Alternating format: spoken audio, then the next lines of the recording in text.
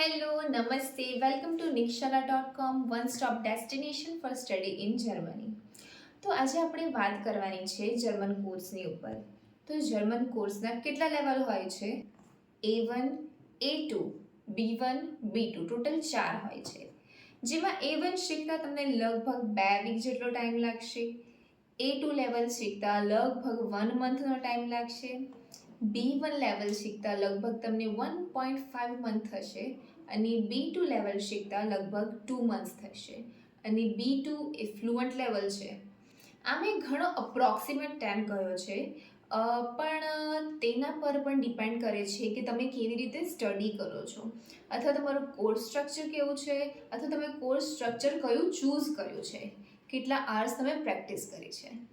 તો basically A1 two B2 સુધી પહોંચવાનો તમને મેક્સિમમ સમય 5 મંથ જેટલો થઈ શકે છે.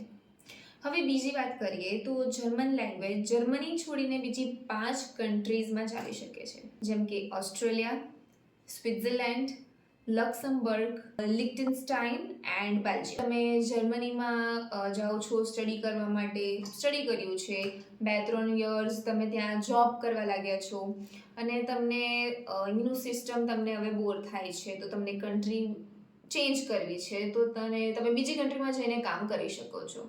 તમે તમારી લાઈફસ્ટાઈલ ત્યાં પણ શરૂ કરી શકો છો. તેના માટે તમારે નવી લેંગ્વેજ શીખવાની જરૂરત નથી કે તમારે નવી લેંગ્વેજ શીખવાનું સ્ટાર્ટ કરવાની જરૂર નથી.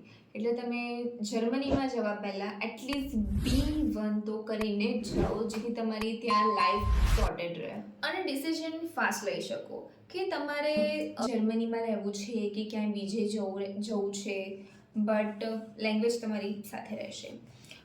તમે કશે પણ જાઓ આ 5 કન્ટ્રીમાં અને જર્મની ઇન્ક્લુડ કરીને 6 કન્ટ્રીમાં જર્મની લેંગ્વેજના બેઝિસ પર તમે ત્યાં રહી શકો છો. આ સિવાય નિક્ષરાની વેબસાઇટ પરથી તમે બંડલ તો પરચેસ કરી જ શકશો, પણ તમે specifically CV, cover letter, LOR, German course વગેરે પણ જો લેવા માંગતા હોવ તો નિક્ષરાની વેબસાઇટ પર તમને મળી રહેશે.